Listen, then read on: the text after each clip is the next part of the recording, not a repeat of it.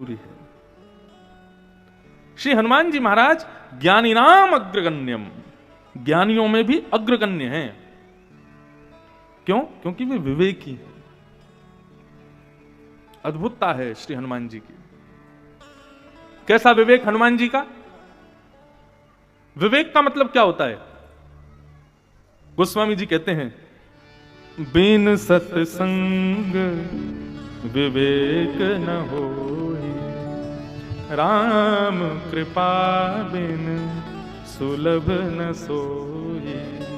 सब लोग इधर देखो, सारी माताएं बहनें, ये जितने बतियान हो सब करना, बाद में करना। सब लोग अभी 4 घंटा कथा सुनो, बस 4 घंटा कोई भी इधर उधर मत देखना, सब केवल हमको देखना। हम सज धज के इसीलिए आए ताकि आप लोग हमको देखो। और ये विचार मत करना महाराज जी को नजर लग जाएगी, कोई नजर नहीं लगेगी। कारिया बैठो हमारे पीछे, ये सबरी नजर फजर सबन ने उतार दे। कई कार्य हमारे संग भी रहे तो कोई दिक्कत वाली बात नहीं है। आप सब लोग तो केवल हम यहां कथा सुनाने आए हैं। 4 घंटा और किसी चीज पे ध्यान मत देना, कौन राजनेता आए, कौन अफसर आए, कौन विशिष्ट जन आए। 2 लोगों को छोड़ के रखूं उनकी सेवा में, भाई कोई विशिष्ट आए उनको आके चुपचाप बैठा देना। कथा के बीच में कोई भी डिस्टरबेंस नहीं हो, इस चीज का विशेष ध्यान रखना। कोई आपसे बात करना चाहे कथा के बीच में, कहे सुनो 2 मिनट, बोले सुनो जो कहना है 4 बजे के बाद कहना, अभी 4 बजे तक हमको कथा सुनने दो। कागज पेन साथ लेके बैठो, एक कॉपी साथ में लेके बैठो, कोई भी बात अच्छी लगे तुरंत लिख लो। दूसरी बात, कोई कथा सुनते सुनते मन में जिज्ञासा आ जाए, कोई प्रश्न प्रकट हो जाए कि महाराज जी इसका उत्तर क्या है, तो भागवत जी का एक चमत्कार हम आपको बता दें। प्रश्न आप सोच लेना, 7 दिन के अंदर व्यासपीठ की ऐसी सामर्थ्य है, श्री भागवत जी की ऐसी कृपा है कि आपका उत्तर अपने आप व्यास जी के मुख से निकल जाएगा। आपको पूछने की जरूरत नहीं, अपने आप निकलेगा और आपको पता चल जाएगा, अरे ये तो मेरे प्रश्न का उत्तर दिया अभी महाराज जी ने। ये भागवत जी का अद्भुतता है। और यदि प्रश्न का उत्तर नहीं मिले तो किसी कागज में लिख करके हमारे आने से पहले व्यासपीठ के पास रख देना। मैं आके प्रश्न देख लूंगा, यदि मुझे उत्तर आता होगा तो तुरंत दूंगा, नहीं आता होगा तो अपने गुरुजनों से पूछ के अगले दिन दूसरे दिन कथा में दूंगा। लेकिन संशय में कोई भी मत रहना कि हमारा ये प्रश्न का उत्तर नहीं मिला। सब प्रश्न करो, बीच कथा में मत करना, बस पहले पूछ लेना, पहले ही रख देना यहां ला करके जो भी प्रश्न हो। तो बहुत ध्यान से सुनो बंधुओं, कथा का तात्पर्य क्या है? 7 दिन बाद जब अपने दफ्तर लौटो, अपने शहर लौटो, अपने काम पर लौटो, तो सब कह उठे कि भैया बदल गए हो, तुम्हारे अंदर बदलाव दिखाई दे रहा है, तुम्हारी हंसी, तुम्हारी मुस्कान, तुम्हारे आव भाव विचार सब में परिवर्तन दिखाई दे रहा है, तो समझना कथा सुनी है। जैसे आज हो वैसे ही 7 दिन बाद रहे ना, तो फिर बहुत बड़ा ये समझ लेना आपने समय भी व्यर्थ कर दिया, धन भी व्यर्थ कर दिया, सब व्यर्थ कर दिया, कुछ पाया ही नहीं। कथा का मतलब क्या है? अरे बंधुओं, ये एक श्रृंगार घर है। ये यहां पर ज्ञान से, वैराग्य से आपका श्रृंगार किया जाएगा। जब बाहर निकल के जाओ तो लोग कह जाएं कि हाँ भाई अब कुछ बदले लग रहे हो, तुम्हारे स्वभाव में, तुम्हारे भाव में, तुम्हारे रूप में, तुम्हारे आचरण विचारों में अब बदलाव दिखाई दे रहा है। मैं तो कथा में कहता हूं कि भाई जिससे तुमको बड़ी जलन होती हो, बड़ी चिढ़ होती हो, बड़ी ईर्ष्या होती हो, ऐसे व्यक्ति से 7वें दिन प्रेम होने लग जाए ना, तब समझना तुमने कथा सुनी है।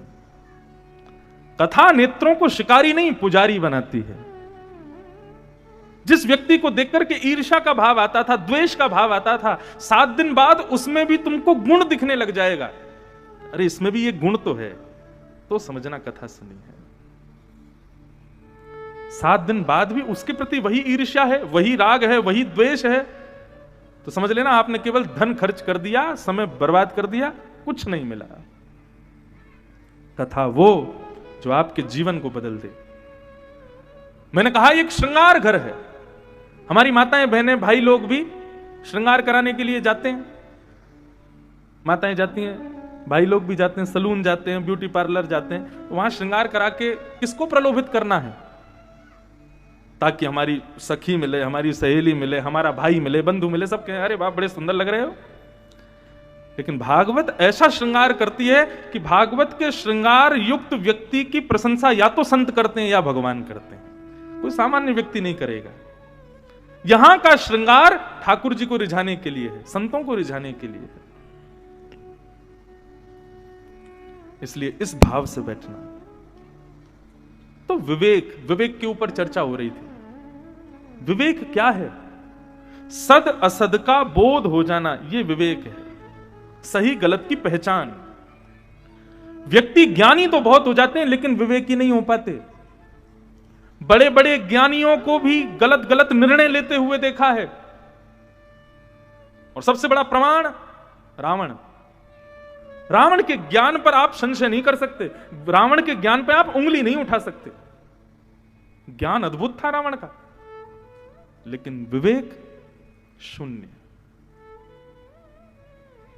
रावण का ज्ञान कैसा?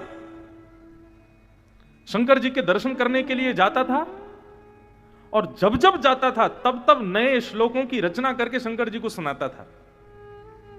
तो कहते हैं कि बाकी सब लोग दर्शन करने आते, ब्रह्मादि देवता, इंद्रादि देवता, वरुण, चंद्र, सूर्य, सब दर्शन करने आते, शंकर जी समाधि में बैठे रहते। लेकिन जब रावण दर्शन करने के लिए आता था ना, शंकर जी भी समाधि खोल करके उसको दर्शन देते थे। क्यों? बोले रावण ऐसी स्तुति गाता था ठाकुर जी के सामने बैठ के, शंकर जी के सामने बैठ के, कि उनके नेत्र खुल ही जाते थे। इतना भयानक श्लोक है। आप सबने शिव तांडव स्तोत्र तो सुना ही है। ग्वालियर में बड़ा सिद्ध एक शंकर जी का मंदिर है, अचलेश्वर महादेव। मैं जब भी कभी ग्वालियर संभार के क्षेत्र में आता हूं या यहां से जाता हूं, मैं जरूर प्रणाम करता हूं वहां पर। तो रावण जब जाता था ना, तो ऐसी ऐसी अद्भुतता में श्लोक बोलता था कि शंकर जी को नेत्र खोल नहीं पड़ते थे। रावण के द्वारा विरचित एक श्लोक है, उसको सुनने में ऐसा लगता है कि मानो नंगाड़े बज रहे हैं क्या। यस्यास्ते ड्राट ड्राट ड्रुट ड्रुट ममलम टम टटम टम टटम टम डम शम डुडम शम डुहि डुहि चकितम भूपके भूपनालम तैलम तैलम तु तैलम Kuku Kuku Kuku Quang कुक्वांग Quang कुक्वांग Quang ध्यायन्ते यस्य कान्ते वसति च सकलम पातुनो चंद्रचूड़। अब रावण को इस श्लोक में ना तो किसी वाद्य की जरूरत है, ना किसी यंत्र की जरूरत है। और जब रावण अपने 10 मुखों से इस श्लोक को गाता था ना, हिमालय की चोटियां हिलने लग जाती थी। शंकर जी के नेत्र खुल जाते थे। कौन आया? बोले रावण आया, सदा सुखी रहो वत्स, आशीर्वाद देते थे। उसके ज्ञान पर उंगली नहीं उठा सकते आप। ज्ञानी बहुत था रावण, लेकिन विवेक शून्य। क्या समझ रहे हैं इस बात से कि ज्ञानी होना बहुत जरूरी नहीं है। बड़े बड़े ज्ञानियों को अपने पद से भ्रष्ट होते हुए देखा हम लोगों ने। विवेकी होना बहुत जरूरी है। भागवत की कथा हो, रामचरितमानस हो, शिव महापुराण हो, बंधुओं ये ज्ञान नहीं देता आपको। और केवल आपने ज्ञान लिया ना, तो आप कहीं ना कहीं चूक रहे हो। केवल ज्ञान नहीं लेना है, विवेक लेना है। संत आवे तो उनको प्रणाम कैसे करना चाहिए, यह भी एक विवेक होता है। कथा चल रही है, कथा में कैसे बैठना है, यह भी एक विवेक होता है। माता पिता को कैसे वंदन करना है, उनकी बात का प्रत्युत्तर कैसे देना है, यह एक विवेक होता है। कहने का अभिप्राय संसार में जीना कैसे है, यह एक विवेक है। और वो विवेक हमको भागवत सिखाती है। ऐसी विवेक प्रदायक भागवत के आश्रय में हम आए। हनुमान जी का विवेक कैसा? एक बार शनि महाराज पहुंच गए हनुमान जी के पास। हनुमान जी बैठे थे राम सेतु पे। तो हनुमान जी के गुरु भाई लगते हैं शनि, क्योंकि एक ही गुरु के दोनों शिष्य हैं। और हनुमान जी के पास जैसे पहुंचे तो हनुमान जी बोले, आओ गुरु भाई, कैसे हो? बोले सब बढ़िया, मंगल आनंद। हनुमान जी बोले, कैसे आना हुआ तुम्हारा? बोले अब आप देख लो हम कौन हैं। बोले तुम शनि हो। बोले हम जिस पर आते हैं 7.5 वर्ष के लिए आते हैं। तो अभी नक्षत्रानुसार और कुंडली के अनुसार मेरा आप पर आना बनता है। 7.5 साल के लिए हम आपके ऊपर आने वाले हैं। हनुमान जी बोले हमारे पास आओगे? बोले हाँ तुम्हारे पास आएंगे, तुम्हारे ऊपर रहेंगे 7.5 साल के लिए। व्यक्ति को पता चल जाए शनि की 7.5 चल रही है तो वो फूंक फूंक के कदम रखता है। क्यों? क्योंकि ऐसा नहीं है शनि सब बिगाड़ता ही है, ये बात आप लोग ध्यान रखिएगा। शनि की 7.5 जिसके ऊपर आती है, या तो 7.5 साल में वो अंबानी अडानी बन जाएगा, या फिर 7.5 साल में खाकपति बन जाएगा। शनि जिसके ऊपर आता है, यदि प्रसन्न हो गया तो उसको वो स्थिति प्रदान करेगा जो वो सोच नहीं सकता। और शनि यदि नाराज हो जाए तो उस स्थिति में ले जाएगा कि वो भी वो सोच नहीं सकता।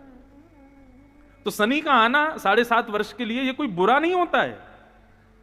उस समय बस शनि प्रसन्न होना चाहिए आपसे। प्रसन्न है तो आपका सब कुछ मंगल कर देगा। तो हनुमान जी के पास शनि आ गए, लेकिन शनि को प्रसन्न करना बड़ा मुश्किल काम है, वो नाराज ही रहता है ज्यादातर। हनुमान जी से बोले 7.5 साल के लिए हम आएंगे आपके ऊपर। हनुमान जी बोले हमारे ऊपर आओगे तो चलो एक काम करते हैं, कहां बैठोगे? बोले हम सिर पे बैठेंगे। बोले सिर पे तो केवल और केवल रघुनाथ जी के चरण बैठे हैं, वहां और कोई नहीं बैठ सकता। तो फिर कहां बैठाओगे? कंधा पे बैठा लो। बोले कंधे पे राम जी और लक्ष्मण जी पहले बैठ चुके हैं, उनका आसन है, यहां पर किसी और को नहीं बैठाऊंगा, ये मेरे स्वामी का स्थान है। तो फिर एक काम करो, हृदय में बैठा लो। बोले तू नहीं जानता, पूरी दुनिया जानती है, हृदय में राम जानकी बैठे हो, तू यहां बैठेगा? तो कहां बैठूं, कोई तो जगह खाली होगी। हनुमान जी बोले पूंछ पे बैठ जाओ, हमारी पूंछ खाली है, इस पे बैठ जाओ। तो शनि पूंछ पर बैठ गए।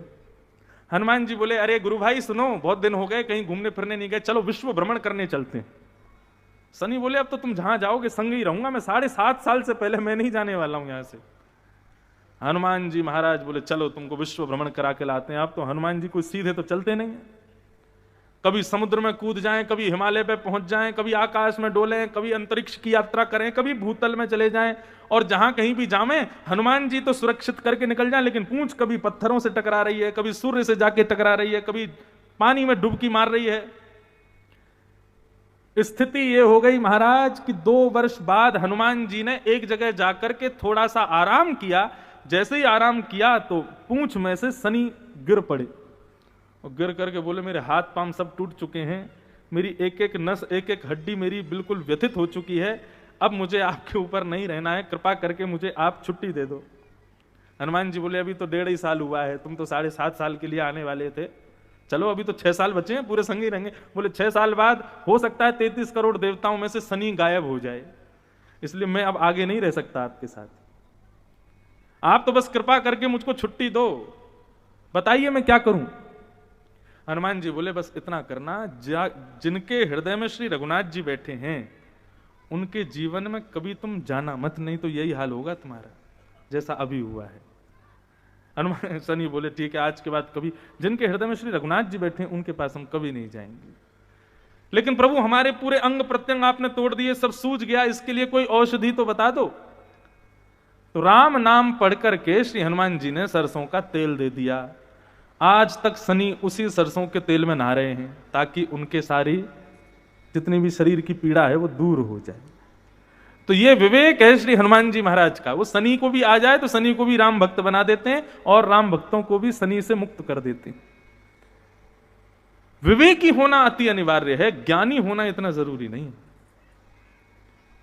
श्री धद्रवा हनुमान जी बड़े कृपालु हैं, बारंबार उनको वंदन करते हैं, नमन करते हैं, उनको प्रणाम करते हैं। मंगल मूर्ति मारुति नंदन, मंगल मूर्ति, सब लोग गाओ और मन में विचार करो कि श्री हनुमान जी महाराज पधारे कथा में। प्रभु चरित्र सुनवे को रसिया, राम लखन सीता मन बसिया। कथा के सबसे बड़े श्रोता कौन है? श्री हनुमान जी महाराज हैं। ऐसे श्री धद्रवा हनुमान जी का आवाहन करो कि हे हनुमान जी महाराज पधारो, कथा श्रवण करो। हे मंगल मूर्ति मारुति नंदन, मंगल मूर्ति मारुति नंदन, सकल मंगल मूल निकंदन, सकल मंगल मूल निकंदन, सकल मंगल मूल निकंदन, सकल मंगल मूल निकंदन, सकल मंगल मूल निकंदन, सकल मंगल मूल निकंदन, हे मंगल मूर्ति मारुति नंदन, मंगल मूर्ति मारुति नंदन, वंदो राम लखन वैदेही, वंदो राम लखन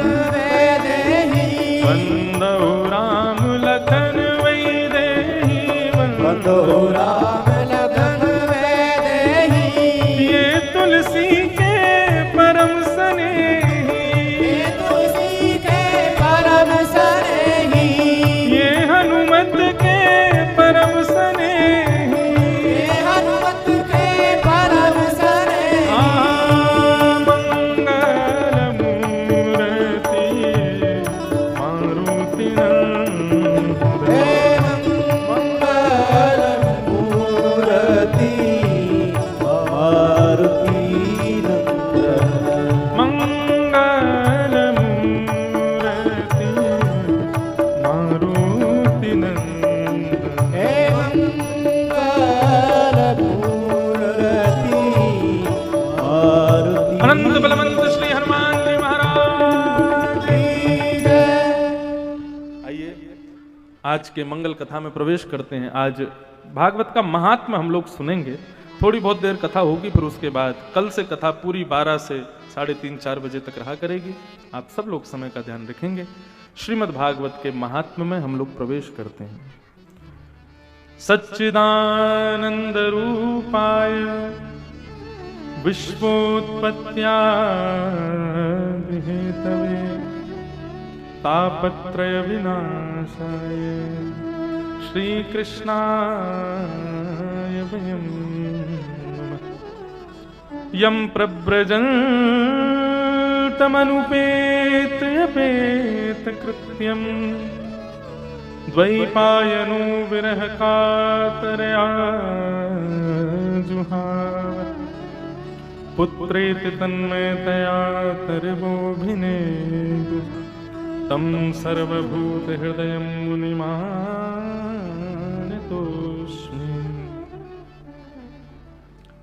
श्रीमद् भागवत के महात्म का प्रथम श्लोक। सच्चिदानंद रूपाय विश्वोत्पत्त्यादि हेतवे तापत्रय विनाशाय श्री कृष्णाय वयम नमः।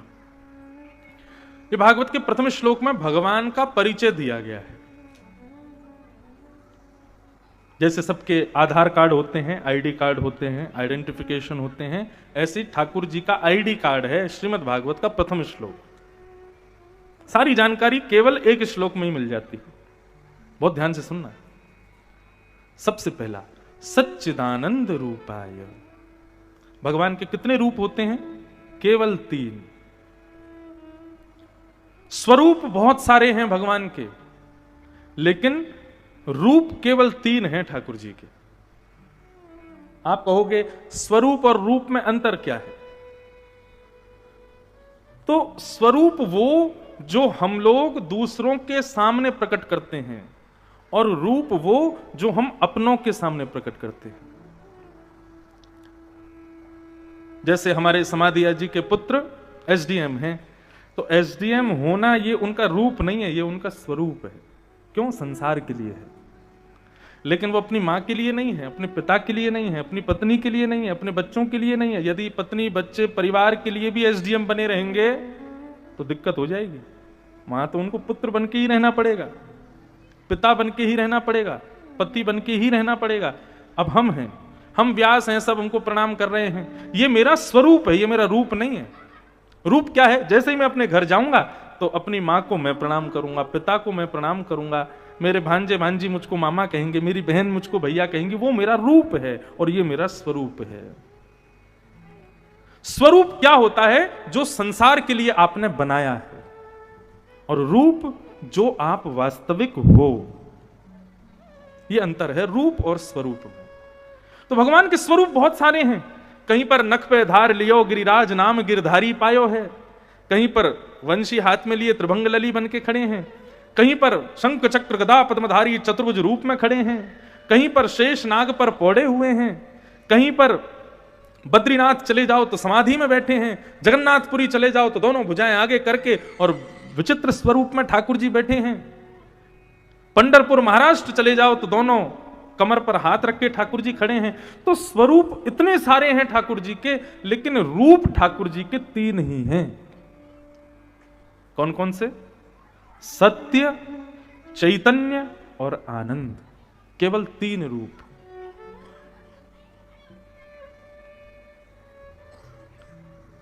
जब आपको सत्य प्रिय लगने लग जाए, और सत्य प्रिय लगने नहीं लग जाए, सत्य प्रिय होता है, सबको प्रिय होता है। हम भले ही बोलते झूठ होंगे, लेकिन जब सुनने की बारी आती है, किसी को झूठ सुनना प्रिय नहीं होता, बोलना सबको प्रिय होता है। झूठ बोल सब देते हैं। चोर भी जब चोरी करते हैं ना, 3-4 चोर एक घर में डकैती डाल लेते हैं, तो उसके बाद में जब बैठते हैं तब क्या कहते हैं, हाँ भाई अब हिसाब बराबर कर देना, बिल्कुल सही सही तरीके से, जितना जिसका होना चाहिए उतना दे दो। जबकि तुमने करी चोरी है, कोई न्याय का काम तो किया नहीं है, लेकिन बंटवारे की जब बात आती है तो सब लोग कहते हैं अब न्याय से करो, बिल्कुल समझदारी से करना, कोई भी इसमें चूक मत करना। तो हो ना हो, कहीं ना कहीं सत्य हम सबको प्रिय होता है। अरे कहां तक, कहीं छोटा सा बच्चा होता है ना, आप उसको शांत करने के लिए कहते हो चल चुप हो जा, फिर तेरे को चॉकलेट खिलाऊंगा, तो वह भी उस सत्य को सुनकर के शांत हो जाता है और फिर प्रतीक्षा करता है कब खिलाएंगे कब खिलाएंगे, और उसी प्रतीक्षा में शांत बैठा रहता है। तो सत्य सबको प्रिय होता है, वो सत्य ठाकुर जी का प्रथम स्वरूप है। लोग कहते हैं ना कि सबके अंदर भगवान बैठे, किस रूप में बैठे हैं, इसी रूप में बैठे, सत्य के रूप में। हमको सत्य सुनने में प्रिय होता है, यह भगवान का प्रथम स्वरूप है। भगवान का दूसरा रूप क्या है, चैतन्य। चैतन्य का मतलब क्या होता है? आज कोई महाराज जी अभी यहां पर आ जाएं तो आप सब उनके पीछे टूट पड़ोगे, अरे प्रणाम करो महाराज जी के चरण छुओ, महाराज जी हैं इनको प्रणाम करो, हम पवित्र हो जाएंगे, शुद्ध हो जाएंगे। लेकिन भगवान ना करे, लेकिन वही महाराज जी जो यहां आए, आप जिनको प्रणाम कर रहे, वही महाराज जी यदि, या फिर आप मुझे प्रणाम कर रहे हैं, क्यों प्रणाम करने, बोले महाराज जी हैं, ये गुरु जी हैं, इनको वंदन करो, इनको प्रणाम करो। लेकिन प्रणाम कब तक कर रहे हो? जब तक मेरे चित्त में प्राण हैं। जिस दिन वो प्राण मेरे इस देह का परित्याग कर देंगे, उस दिन प्रणाम तो बहुत दूर की बात, शव यात्रा में जाने वाले लोग भी घर जाएंगे तो 2 बाल्टी पानी से नहाएंगे। क्यों? हम अपवित्र हो गए। क्यों? कल तक तो तुम उनको बड़ा पवित्र मान रहे थे, कल तक तो तुम उनके पांव छुए जा रहे थे, कल तक तो उनके पीछे पकड़े जा रहे थे, और आज तुम उन्हीं की शव यात्रा में जाके अपवित्र क्यों हो गए? अरे कल तक उनके भीतर प्राण थे, आज उनके भीतर प्राण नहीं रहे, तो प्राण होने से हम पवित्र हो गए और प्राण ना होने से हम अपवित्र हो गए। हमारे घर के लोग ही हमको घर में नहीं रखते। प्राण निकल जाने पर अत्यंत प्रेम करने वाली पत्नी, अत्यंत प्रेम करने वाले बालक, अत्यंत प्रेम करने वाले सखा संबंधी भाई बंधु भी उसको घर के बाहर ही रखते हैं। क्यों? अरे भाई तुम्हारा भाई है, तुम्हारा बंधु है, तुम्हारा पति है, कम से कम कमरे में तो ले जाओ इसको। बोले नहीं, इसका स्थान अब यही है, घर के अंदर नहीं है। क्यों? प्राण थे तो ये योग्य था अंदर जाने के, अब योग्य नहीं है। वही प्राण, उन्हीं को कहते हैं चैतन्य। एक बार एक घर में किसी की मृत्यु हो गई, पूरा खानदान रो रहा था। एक संत वहां से निकले, संत ने भीतर जाकर के पूछा बच्चों से, तुम क्यों रो रहे हो? तो बच्चे बोले हमारे पिताजी चले गए। एक महिला से पूछा तुम क्यों रो रही हो? बोले मेरा पति चला गया। एक बुजुर्ग से पूछा तुम क्यों रो रहे हो? बोले मेरा बेटा चला गया। एक ही व्यक्ति, लेकिन उसके संबंध कितने सारे घर में, और सब अपने संबंध के लिए रो रहे थे। संत ने पूछा क्यों, तुम्हारा पति कैसा था? बोले लंबे लंबे बाल थे, बड़ी बड़ी आंखें थी, ऐसी नाक थी, इतने सुंदर होठ थे, इतना लंबा चौड़ा शरीर था। बच्चों से पूछा तुम्हारे पिताजी कैसे थे? बोले लंबे लंबे बाल थे, ऐसी नाक थी, इतना सुंदर शरीर था, जैसा माँ ने बताया वैसे थे।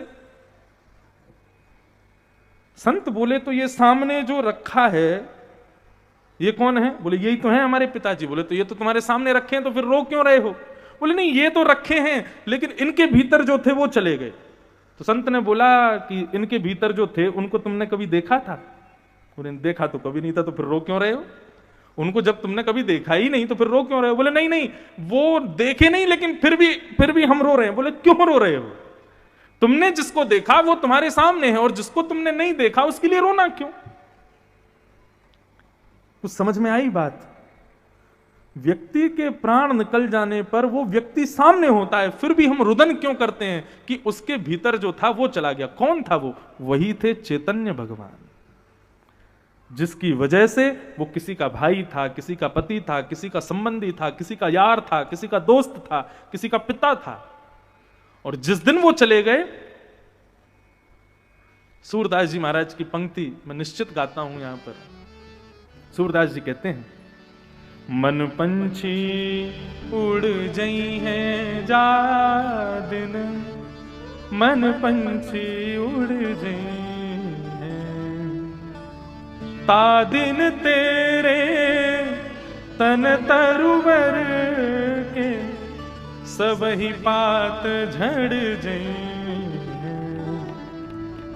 जिस दिन वो चैतन्य तत्व हमारा त्याग कर देता है उस दिन सारे पत्ते झड़ जाते हैं हमारे शरीर के।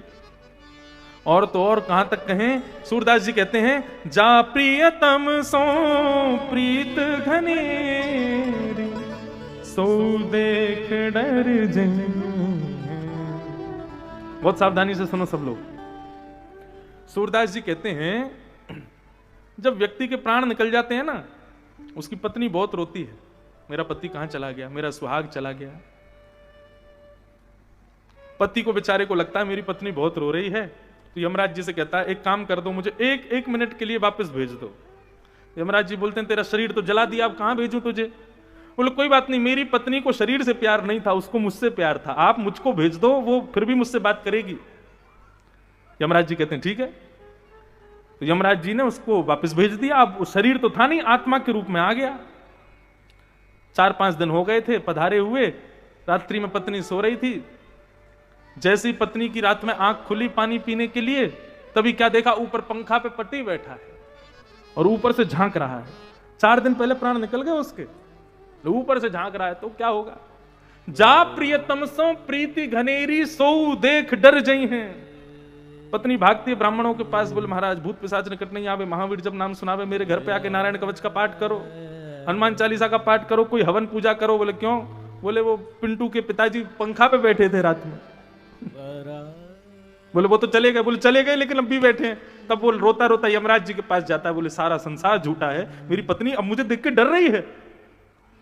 सूरदास जी कहते हैं तभी तक अच्छे लगते हो जब तक जिंदा रहते हो, मृत्यु के बाद कई बार तो शव को देखने में भी डर लगता है। भाई लोग सब जाते हैं शमशान घाट, वहां पर देखो कितना भी सुंदर शव हो, कितना भी सुंदर वो व्यक्ति हो, लेकिन जब वो शव बन जाता है ना तब सुंदर नहीं लगता। उसको देख के हल्का हल्का भय सबको लगता है, कहीं उठ नहीं जाए, कहीं उसका हाथ वाथ खड़े हो गए तो महाराज सब भाग जाए उसको छोड़ छाड़ के। जा प्रियतम सो प्रीति घनेरी सो देख डर जई हैं। वास्तव में तुमसे डर लगता है सबको, तुमसे निडर कब थे सब, जब तुम्हारे भीतर वही परम तत्व भगवान थे। जिस दिन वो त्याग कर देते हैं उस दिन तुम भी भयभीत हो जाते हो। तो भगवान का पहला स्वरूप है सत्य, दूसरा स्वरूप है हमारे भीतर बैठा हुआ चैतन्य चित्त, जिसकी वजह से सबने तुमको स्वीकार किया है। जिस दिन वो चैतन्य चला जाएगा सारे अपने ही तुमको अस्वीकार कर देंगे। और भगवान का तीसरा रूप क्या है, आनंद। सत, चित और आनंद, भगवान का तीसरा रूप है आनंद। आनंद क्या है बंधु। व्यक्ति धनवान होने के बाद क्या करता है, अपने अनुसार घर बनवाएगा, अपने अनुसार जगह खरीदेगा, अपने अनुसार गाड़ी लेगा, अपने अनुसार बेड लगवाएगा, अपने अनुसार पंखे लगवाएगा, अपने अनुसार लाइट लगवाएगा, अपने अनुसार सारी क्रियाएं करता है, फिर उसमें सुखी होता है। अपने अनुसार करने के बाद उस व्यवस्था में सुखी होना यह सुख है। लेकिन अपने अनुसार स्थिति ना हो वहां पर भी जब हम प्रसन्न होते हैं उसको आनंद कहते हैं। जैसे कि अब कथा सुन रहे हो आप लोग, कथा में नीचे फर्श पर बैठे हो, पीछे कमर टेकने के लिए किसी के पास कोई मसनद नहीं है, बढ़िया बैठने के लिए व्यवस्थित सोफा पे कुछ लोग बैठे हैं, बाकी नीचे बैठे बेचारे तो ऐसे ही बैठे हैं, कोई यूं बैठा है, कोई ऐसे बैठा है, कोई कैसे, सब लोग बैठे हैं। इस अव्यवस्था में बैठने पर भी आप लोग अभी अगर कोई शीशा मंगा करके अपना चेहरा देखोगे तो आप सब लोगों के चेहरे पे जो ये प्रसन्नता इस वक्त दिख रही है, इसी को ही आनंद कहते हैं। ये सुख नहीं है। हम शादियों में जाते हैं, सांसारिक क्रियाओं में जाते हैं, वहां हमको सुख मिलता है, लेकिन जब भगवत सम्मिलित किसी क्रिया में जाते हैं तो वहां आनंद की प्राप्ति। ददरहुआ में मंगलवार के दिन लाखों लोग जाते हैं, लाइन में लगे महाराज, रेला आगे से पीछे, पीछे से आगे, जो धक्का पड़ता है। अभी तो चलो सर्दियों का समय है, थोड़ा इतना ज्यादा अनुभव नहीं होता। गर्मियों में, जेठ के महीना में आदमी अंदर प्रवेश करता है, निकल के आता है तो बाल अस्त व्यस्त, पूरे कपड़े गीले, ऐसी स्थिति में भी आता है, लेकिन उससे पूछो कैसे भैया, अरे बहुत बड़े, बस जैसे भी हैं दर्शन हो गए हनुमान जी के, बस उसी से प्रसन्नता है। वो कितना भी कष्ट में हो, लेकिन हनुमान जी के सामने जाते ही, एक झलक मिलते ही उसके चित्त को परम शांति मिलती है, वही आनंद है। भगवत कथा सुनने में, भगवत दर्शन करने में सुख नहीं मिलता, भगवत दर्शन भगवत कथा में आनंद प्राप्त होता है। सुख में और आनंद में दूसरा अंतर यह है, ग्वालियर में एक बड़े प्रसिद्ध हलवाई हैं, बहादुरा के लड्डू लोग लेके आते हैं महाराज वृंदावन, जब आते हैं कोई, महाराज लड्डू खाओ, तो लड्डू एक खाने में क्या लगता है, सुख मिलता है, मुंह में जाते ही घुल जाता है। बहुत ध्यान से सुनना सब लोग, सुख में और आनंद में अंतर क्या है। मुख में जाते ही वो लड्डू घुल जाता है, तो एक लड्डू खा लिया, ज्यादा अच्छा लगेगा 2 लड्डू खा लोगे, बहुत ज्यादा अच्छा लगेगा 3 लड्डू खा लोगे। लेकिन यदि आपसे कोई कहे चौथा लड्डू खा लो, बोले भैया बस अब मन नहीं है, बोले अरे खा लो, अरे मन नहीं, अरे नहीं खा लो, तो चौथा भी खा लोगे। लेकिन कोई 5वां प्रस्तुत करे तो क्या होगा, भैया अब मत देना मेरे को। बोले क्यों, तुमको तो बहुत अच्छे लगते हैं बहादुरा के लड्डू, तुम तो खाते हो। अरे अच्छे लगते हैं, 1-2 ही अच्छा लगता है, 5-6 अच्छे थोड़ी लगते हैं। कहने का अभिप्राय, सांसारिक वस्तु का जितना भोग करते जाओगे, प्रत्येक भोग में उसका सुख कम होता चला जाता है, और एक स्थिति ऐसी आती है कि वही वस्तु जो आपको बहुत सुख दे रही थी, वही वस्तु आपको अत्यंत दुख देने लग जाएगी। अरे महाराज 6-7 लड्डू खा लिए ना यदि आपने, और 8वां लड्डू कोई जबरदस्ती आपको खिलाने लगा, तो आप कहोगे प्राण ले लो हमारे, लेकिन हम खाएंगे नहीं, हैं? वमन करना मंजूर है, लेकिन लड्डू नहीं खाएंगे। सांसारिक कोई भी वस्तु हो, सांसारिक कोई भी भोग की वस्तु हो, उसकी एक लिमिटेशन होती है, उसका एक दायरा होता है, उससे अधिक मिलने पर वही दुख देने लगता है। लेकिन कथा की कोई लिमिट नहीं होती, कथा का कोई दायरा नहीं होता, दर्शन का, भगवत कृपा का कोई दायरा नहीं होता। जितनी भगवत कृपा हो, जितना भगवत दर्शन हो, जितना भगवत कथा का श्रवण हो, उतना आनंद मिलता है। इसी को आनंद कहते हैं। भगवान का रूप क्या है, आनंद। इसलिए हम लोग गाते हैं, नंद घर आनंद भयो, जय कन्हैया। नंद घर लाला भयो, नंद घर कृष्ण भयो, कन्हैया भयो नहीं गाते, नंद घर आनंद भयो। ये आनंद भगवान का स्वरूप है। वैसे कोई कहे गांव में घूम आओ तो हम लोग नहीं जाते हैं, लेकिन आज शोभा यात्रा थी तो सब लोग घूम रहे थे, बिना चप्पल के घूम रहे थे, बिना पादुका के घूम रहे थे, पसीना आ रहे हैं फिर भी घूम रहे थे, भूख लग रही है फिर भी घूम रहे थे, धूप लग रही है फिर भी घूम रहे थे। क्यों? क्योंकि भागवत जी की शोभा यात्रा है, इसलिए वही गांव की परिक्रमा आनंद दे रही थी। जो सहज करने में भी हमको अच्छी नहीं लगती, वो आज सुख दे रही थी, वो आज आनंद दे रही थी, क्योंकि ठाकुर जी मिल गए। ये भगवान का तीसरा स्वरूप है। और भगवान के कर्म क्या है, 3 रूप हैं, 3 काम हैं ठाकुर जी के, विश्वोत्पत्त्यादि हेतवे। 3 काम कौन कौन से हैं? पहले तो संसार को बनाना, पहला काम। दूसरा संसार का पालन करना, दूसरा काम। और तीसरा संसार को ध्वस्त कर देना, नष्ट कर देना। ये 3 काम है भगवान के। पहले तो सृष्टि का सृजन करेंगे, फिर उसका पालन करेंगे, अंत में उसका संहार कर देंगे। विश्वोत्पत्त्यादि हेतु। और तीसरी बात, भगवान का गुण क्या है? रूप 3, कर्म 3, गुण भी 3।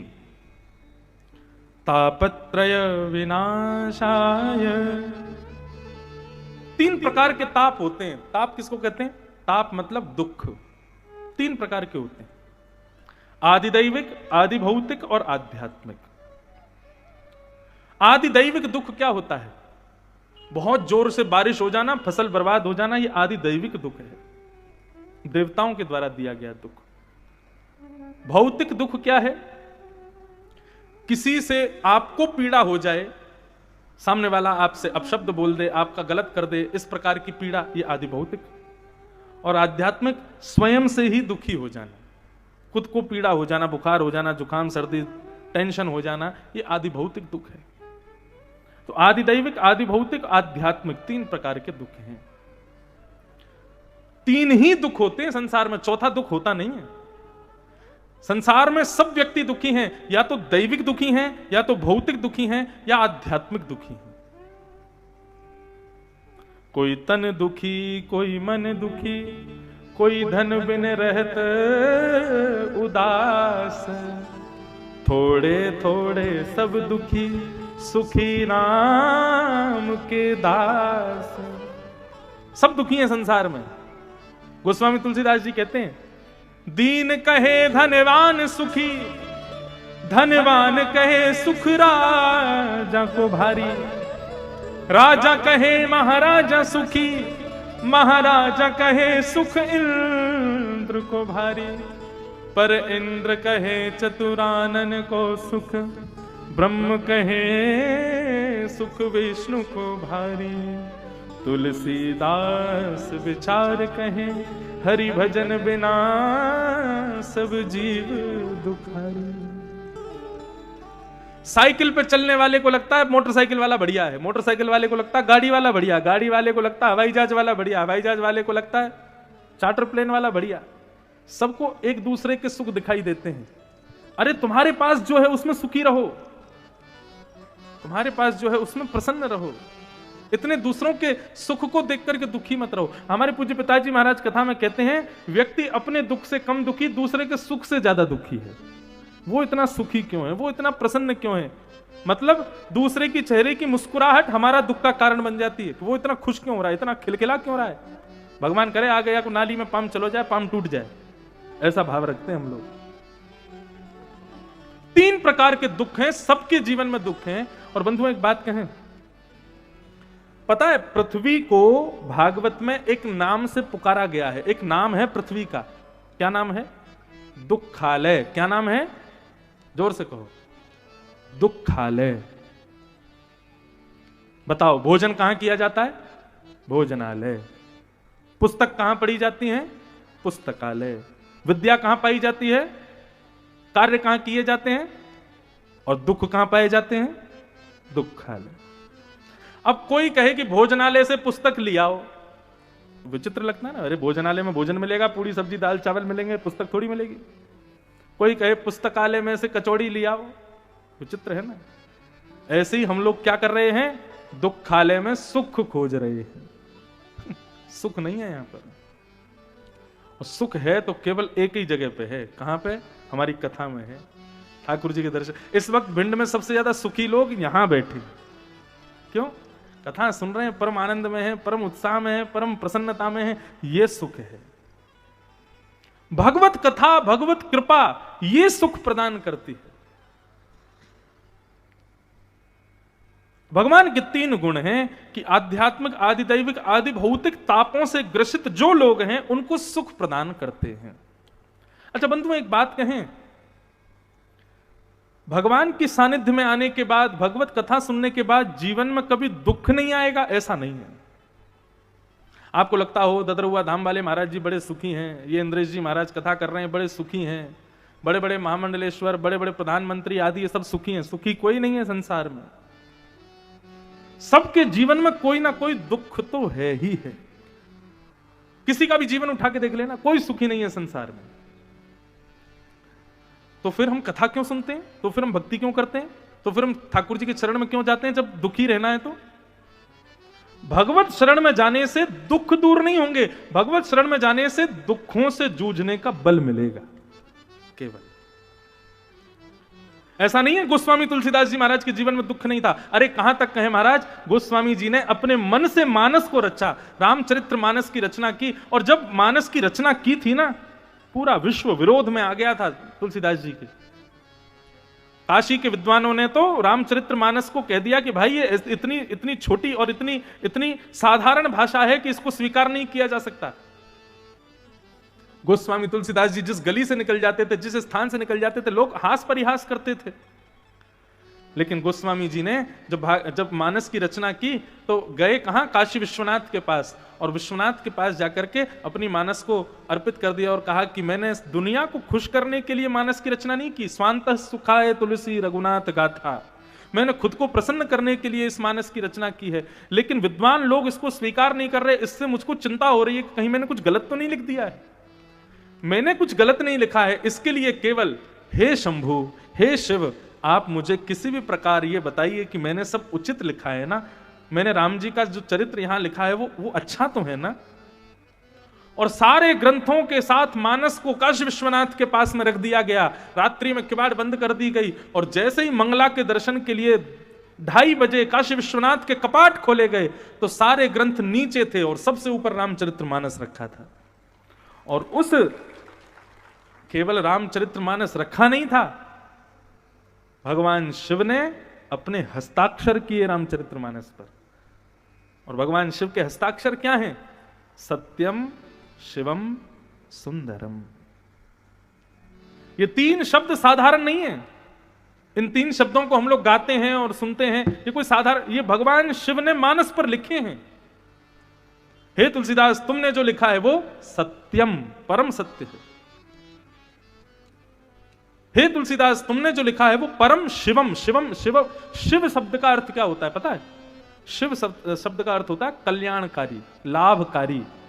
तुमने जो लिखा है इसको सुनने से लोगों का लाभ होगा, शिवम। और तुमने जो लिखा है अति सुंदरम, बहुत सुंदर है। महादेव ने स्वीकार किया। और जब महादेव ने स्वीकार किया उसके बाद तुलसीदास जी किसी को दिखे नहीं, फिर तब मानस की महिमा हुई और पूरे विश्व ने मानस को स्वीकार किया। इसलिए भैया, ठाकुर जी की शरण में जाने के बाद दुख दूर नहीं होंगे। ठाकुर जी की शरण में जाने के बाद दुखों से जूझना सीख जाओगे, लड़ना सीख जाओगे, उनसे युद्ध करना कैसे है ये सीख जाओगे। दुख तो जीवन में आएंगे ही आएंगे, ये तो गांठ बांध के रख लो। महाराज, कर्म की गति इतनी भयंकर है कि जब भगवान के पिताजी नहीं छोड़े तो हमको क्यों छोड़ेगा कर्म। मैं अपनी कथा में कहा करता हूं कि भगवान श्री राम के पूज्य पिताजी महाराज श्री दशरथ जी, दुखों ने जब दशरथ जी को नहीं छोड़ा तो वो हमको क्यों छोड़ देंगे। राम जी के वनवास पर दशरथ जी को भी वह शोक का अनुभव करना पड़ा था, तो वो शोक अनुभव हमको भी करना पड़ेगा। सूरदास जी कहते हैं, कर्म गति तारे ना ही टरे। कर्म गति कभी टारने से टरती नहीं है। बस इतना हो जाएगा, ठाकुर जी की शरण में जाने से दुख तो जीवन में आएंगे लेकिन उनका अनुभव इतना नहीं होगा। हमारे ब्रज में गाते हैं, ब्रज के नंद लाला राधा जी के सांवरिया, सब दुख दूर हुए जब तेरा नाम लिया। ब्रज के नंद लाला राधा जी के सांवरिया, सब दुख दूर हुए जब तेरा नाम। करताल बजा के ब्रज के नंद लाला राधा जी के सांवरिया, सब दुख दूर हुए जब तेरा नाम लिया। ब्रज के नंद लाला राधा जी के सांवरिया, सब दुख दूर हुए जब तेरा नाम लिया। ओ सब दुख दूर हुए जब तेरा नाम लिया। जब दुख दूर हुए जब तेरा नाम। वृंदावन बिहारी लाल की जय हो।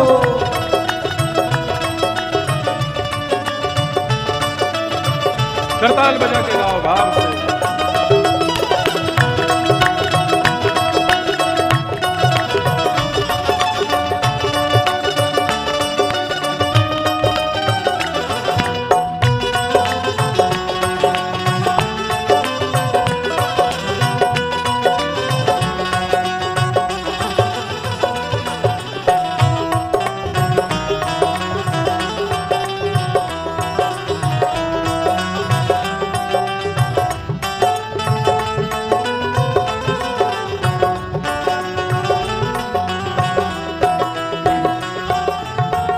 मीरा पुकारे तुम्हें गिरधर गोपाला।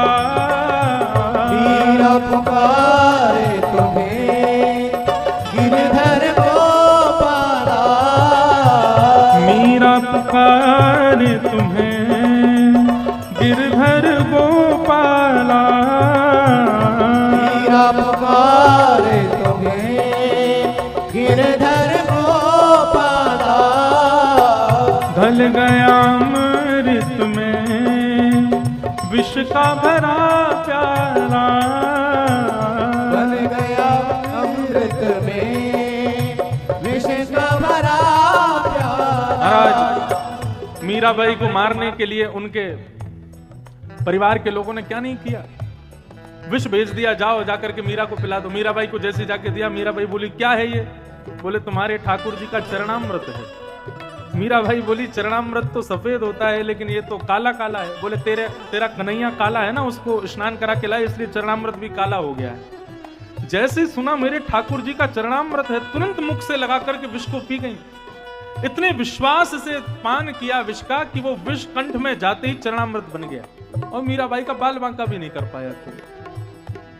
दुख मीराबाई के जीवन में भी आए, दुख सूरदास, तुलसीदास, जितने भक्त सबके जीवन में आए, लेकिन अपने दुखों से कभी परेशान नहीं हुए कोई, क्योंकि ठाकुर जी साथ में थे, ठाकुर जी विद्यमान थे।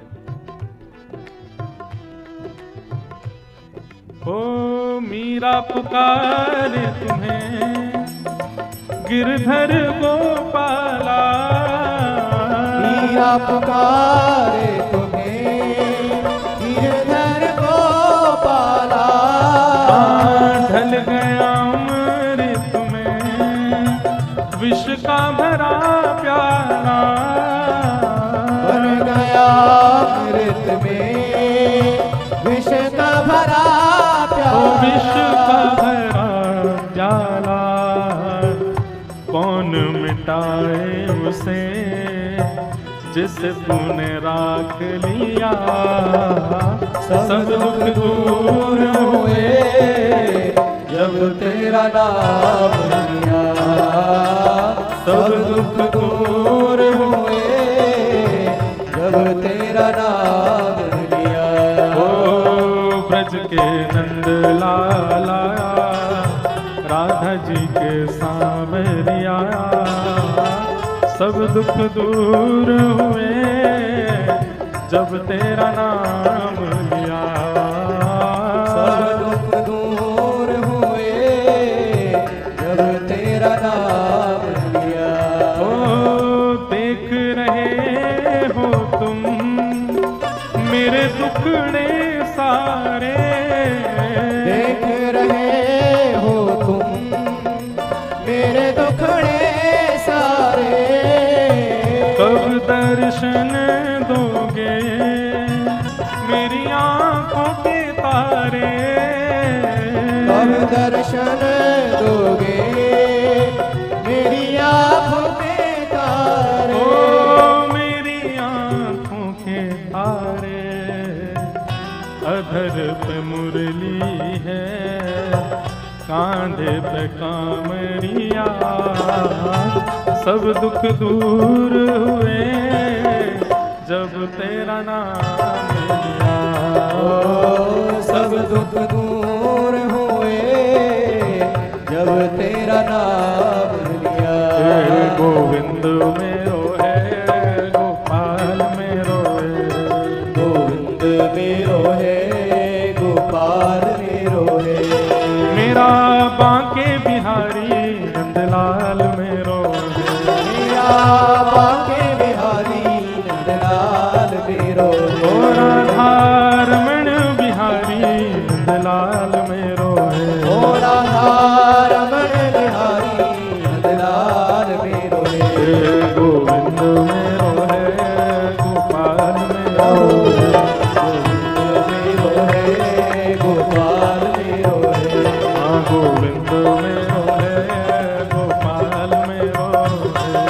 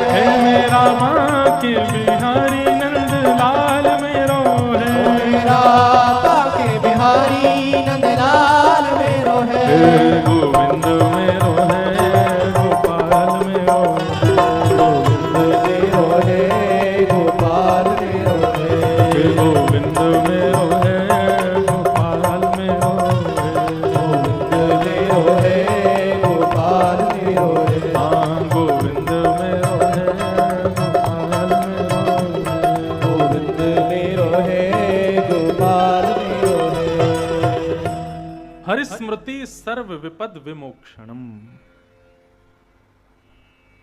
विपदा तो जीवन में आएगी, दुख तो जीवन में आएगी, वो कभी जाएगा नहीं। और एक बात और कह दें आपसे निवेदन करके, थोड़ी अटपटी है लेकिन वास्तविक है, कि ठाकुर जी से या किसी भी देवी देवता से या किसी भी पूजा से या किसी भी अनुष्ठान से ये कामना मत करना कि हमारे दुख दूर हों।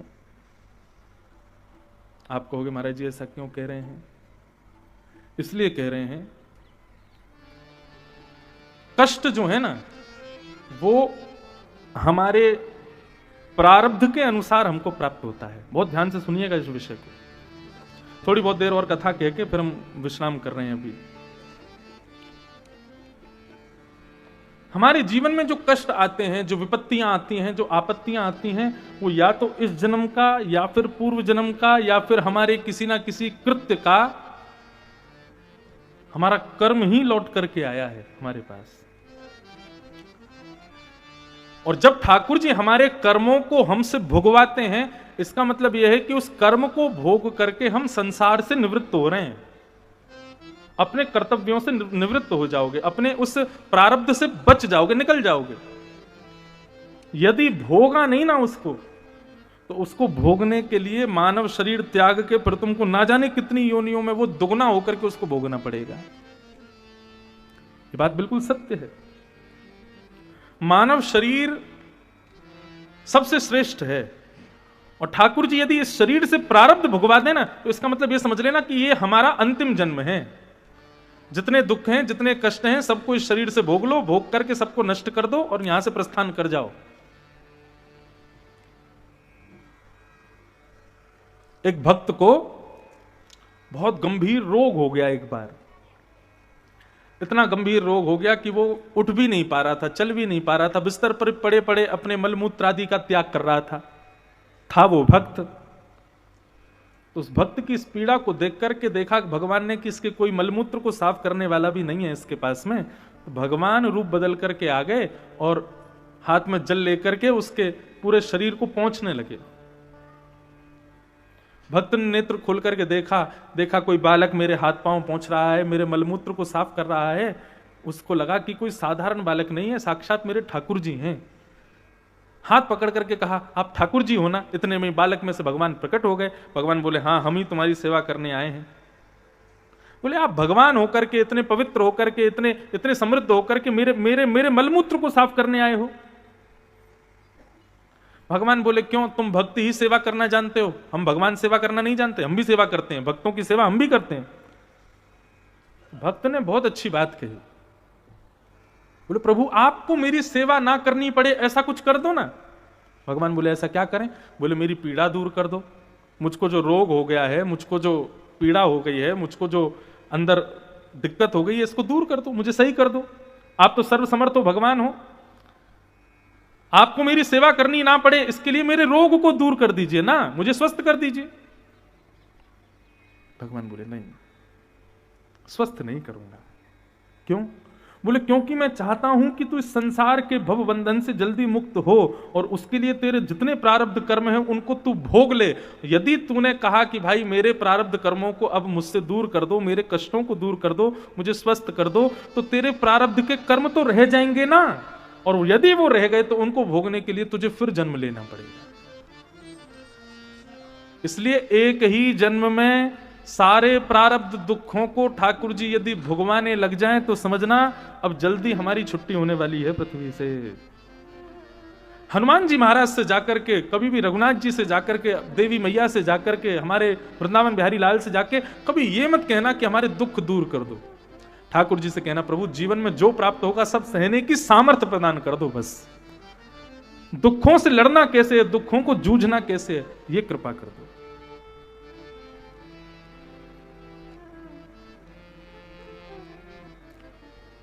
दुख दूर करने की कभी कामना मत करना। बल्कि आज कथा में आपने ये बात सुन ली, अब देखना कल से यदि कोई जीवन में कष्ट आ भी जाएगा ना तो आप हंस जाओगे, अच्छा भगवान मुझको मुक्त कर रहे हैं, भगवान मुझको निवृत्त कर रहे हैं। ये तो वही बात हो गई कि भाई आपने बालक को विद्यालय भेजा, और बालक विद्यालय जाके अध्यापकों से कह रहा है कि मुझको पढ़ा दो, लेकिन मेरी परीक्षा कभी मत लेना, मेरे एग्जाम कभी मत लेना। बिना एग्जाम किए, बिना परीक्षा दिए मुझको पास कर दो।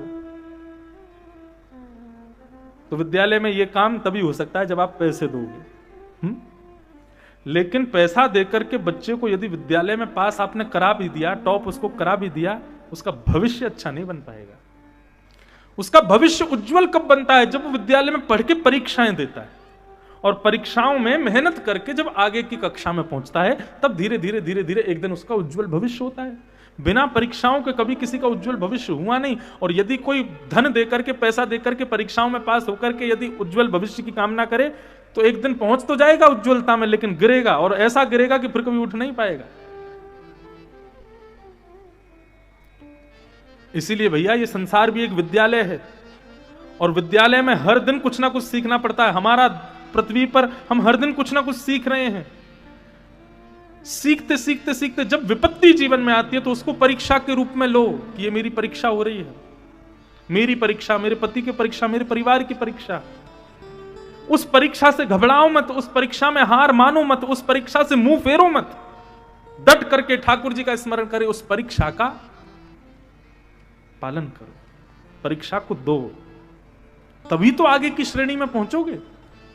और एक बात और कह दें, जितनी परीक्षाएं पास करते जाओगे, अगली परीक्षा पिछली वाली से कठिन आने वाली है, ये और याद रखना। अब हर बार ABCD-EFG थोड़ी पूछेंगे, हर बार 1 2 3 4 100 तक गिनती सुनाओ, यही थोड़ी पूछेंगे। एक समय आएगा तब कहा जाएगा 80 का पहाड़ा सुनाओ, हाँ भाई 90 का पहाड़ा सुनाओ, सुनाना पड़ेगा। हर बार 2 एकम 2 से कम थोड़ी चलेगा। हर बार परीक्षा थोड़ी तगड़ी आने वाली है, और ये परीक्षाएं बढ़ती चली जाएंगी। लेकिन इस परीक्षाओं से कभी हारना नहीं, इन परीक्षाओं से कभी मुख फेरना नहीं, इन परीक्षाओं को डट करके इनका सामना करते हुए इनको पूर्ण करना। देखना एक दिन आप अपने इस संसार रूपी विद्यालय में प्रथम श्रेणी को प्राप्त हो जाओगे, और फिर ठाकुर जी स्वयं वैकुंठ रूपी उपहार तुमको प्रदान करेंगे। आप कहोगे महाराज जी आपके पास कोई प्रमाण कि संसार रूपी विद्यालय में कोई प्रथम आया था, कोई द्वितीय श्रेणी पे आया था, किसी ने संसार रूपी सागर को पार करके और जो है उज्जवल भविष्य की उज्जवलता को प्राप्त किया था? हाँ, प्रमाण के रूप में यदि पूछोगे, स्वामी विवेकानंद इस संसार रूपी भवाटवी के परीक्षाओं को ऐसा पार किया कि आज स्वामी विवेकानंद जो कह के गए ना, उनको सुनकर के, उनको पढ़ करके लोग अपना भविष्य उज्जवल कर रहे हैं। श्री रामकृष्ण परमहंस, अरे कहां तक जाओगे? आद्य गुरु शंकराचार्य, श्री माध्वाचार्य, श्री रामानुजाचार्य, अष्टावक्र, पाणिनीय, वेदव्यास, किन किन के नाम बताएं? तुलसीदास, कलयुग में आ जाओ, तुलसीदास, रैदास, कुंभनदास, सूरदास, मीराबाई, सक्कूबाई, कितने नाम। ये सब वो हैं जिन्होंने अपनी जीवन रूपी परीक्षाओं को पार किया और डट करके पार करके ठाकुर जी के श्री चरणों को प्राप्त किया। आज तक इनका नाम गाया जाता है, आज तक इनके नाम से लोग बड़े बड़े यूनिवर्सिटी में, कबीरदास कभी स्कूल भी नहीं गए थे, लेकिन कबीरदास के कहे गए दोहों पर बड़ी बड़ी यूनिवर्सिटी में PhD कर रहे हैं बच्चे। मीराबाई की सुंदर लेखनी पर बड़ी बड़ी व्याख्याएं, कथा कर रहे हैं लोग। ये वो लोग हैं जिन्होंने अपने जीवन रूपी परीक्षा को पार किया। तो पूरी बात की एक बात कहने का अभिप्राय केवल इतना कि जीवन में कभी कष्ट ना आवे ऐसी कामना मत करना। कष्ट तो आएगा, पर उसको ठाकुर जी को प्रणाम करके, स्वीकार करके, डट करके उसका सामना करो। वो परीक्षा है।